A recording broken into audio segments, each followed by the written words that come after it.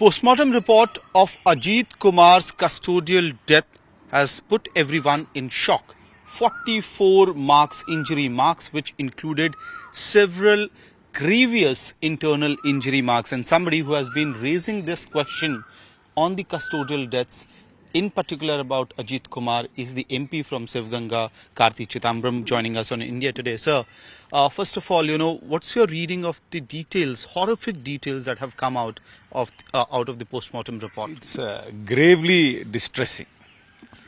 But as I've said previously, custodial death is not happening for the first time in India, and is definitely not happening for the first time in Tamil Nadu. It has been happening for many years, and it has been happening across governments. So this is really a police cultural problem. This is one of the legacies of our colonial past, where the police was used by the British Raj to quell the local population. And that same trait and the same operating procedures have been passed on to the police in independent India. And the police continue to use these brutal methods. So the only way to have a holistic solution and an end to this distressing situation is that we must have a wholesale retraining of our police force in India, and particularly in Tamil Nadu, sensitivity training.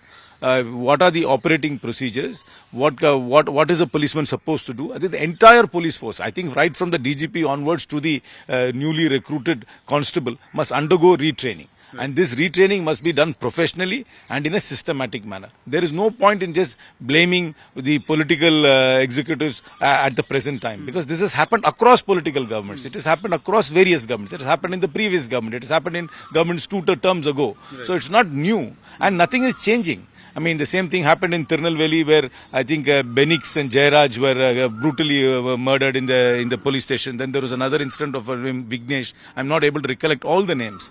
But this is happening systematically. If it is happening systematically, it is a systems problem. And the systems problem can only be addressed if you retrain and completely re-engineer and redesign how the police investigates. This is not professional policing. I mean, a professional police force will not use third-degree methods in order to investigate theft.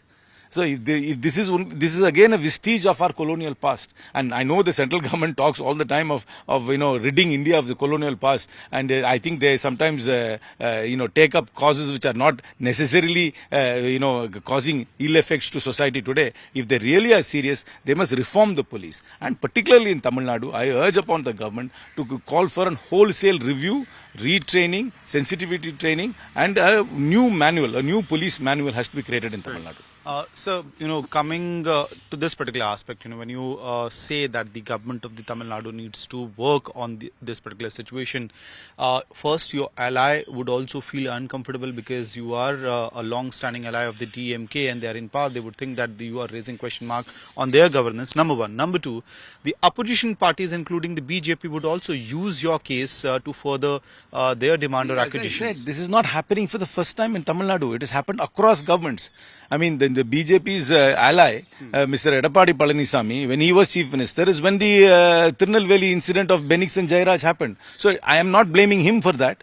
I mean, neither should you be blaming the present chief minister for this. This is a systemic police cultural problem. Right. This is not a problem which was created by the DMK. This is not a problem which the DMK inherited from the ADMK because the ADMK created it. This has been a problem of the police throughout. If the police behaves like this, irrespective of who's in power. So which means that there has to be a retraining. I mean, you can only fault any government, not only this government or the previous government, of not addressing this issue seriously in order to bring about retraining. But none of these governments created this culture. This is a culture which we have inherited from the British, the British Raj. Right. And nobody has taken a serious effort to modernize and professionalize the police force in India.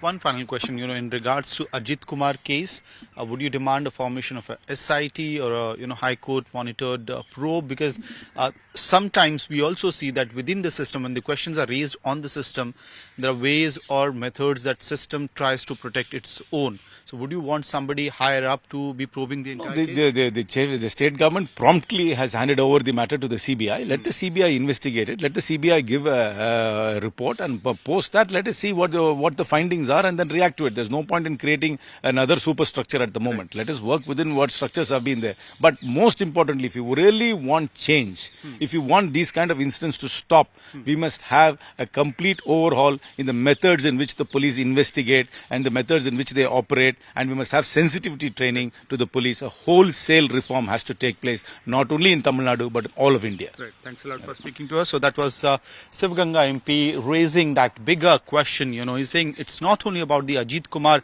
custodial death case, but also about the entirety, the way the police system works in India, and that too particularly in Tamil Nadu.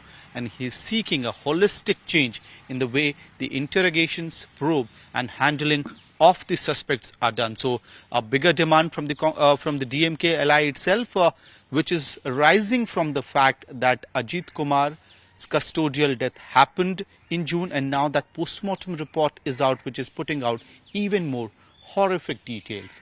With video journalist Ankit, this is Amit Bhardwaj reporting for India Today from Delhi.